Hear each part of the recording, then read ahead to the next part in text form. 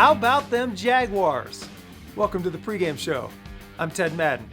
Mesquite Horn has completely flipped the script from last year under new head coach Courtney Allen and his staff.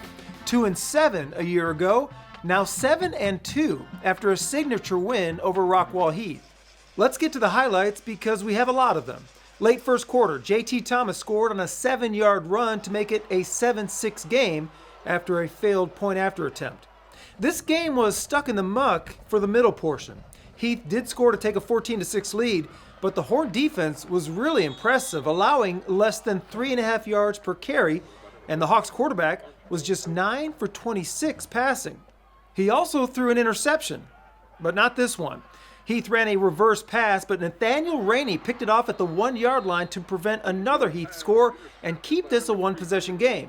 Horn put together a 14-play drive capped off by a 14-yard touchdown run from JT Thomas, his second of the night, but they missed the 2-point try, so the Jags trailed 14-12 with under 6 minutes to go. That Jags defense forced 2 more 3-and-outs before hitting their home run less than 2 minutes ago when Thomas hooked up with Chris Dawn on a 69-yard touchdown pass, and the Jags had their first lead of the game with only 81 seconds left in the game.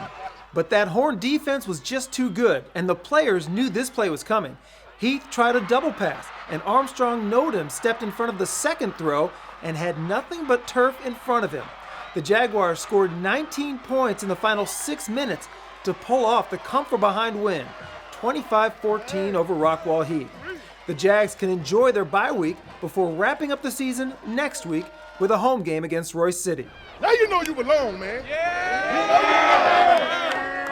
It's cool in the moment, but like I sent the staff a text yesterday, I said, congratulations on the win, it's over. You know, as we step in here today, our total focus has to be on getting better in the bye week and focusing on the next opponent, which is Royce City. Over at Hanby, the Skeeters got back on the winning track against North Forney, and they did it with a ground and pound approach. Armand Cleaver scored Mesquite's first touchdown in the first quarter, and that was just the start. He ran the ball 36 times for 207 yards and 2 touchdowns. This was a neat play. The Skeeters ran a delayed handoff, and Jameer Dewberry sprung loose on a 21-yard touchdown just before halftime. It was 28-14. Quarterback Tyreek Womack had a very efficient game, 16 for 22, 3 touchdowns, no picks, and this pass was picture perfect. Mesquite gets back on track with a 49-28 win over North Forney. Rockwall is next, and the Skeeters must win this game for any chance of making the playoffs. And in a scheduling quirk, this is the final game of the regular season for Mesquite. Their bye is next week when everyone else is wrapping up. West Mesquite was at home against one of the best teams in Class 5A, the Lancaster Tigers. In the first quarter, Demetrius Ballard hooked up with Kaysen McCoy on a 64-yard touchdown pass, but the Wranglers lost this game to Lancaster. West will play its final home game of the season Friday night against Lufkin. North is on the road to play that same Lancaster team, and it's the first time these teams have met. Last week, the Stallions got another touchdown catch from Cordell Russell and 2 TD passes from Luke Cedar in a loss to Forney. Poteet plays its final home game of the season against Terrell, 7:30 Friday night at Memorial Stadium.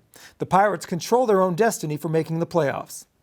Mesquite ISD now offers wrestling to its student athletes, and Brett Barnes is the head coach of this district-wide program.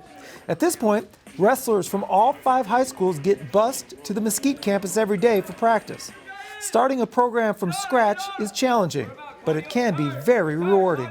It's a blessing, I don't have to come in and, retake over someone else's program. Just getting to start and build from the bottom up is a fun, exciting journey. We started in the locker room at Memorial is where we started. We had like 3 strips of a mat rolled out, and as we get in here, their eyes kind of get big, and then, as we start to get, some of our gear in that's been ordered, they're starting to, kind of light up, and there's definitely a positive vibe, and the kids are responding well. That's it for this week.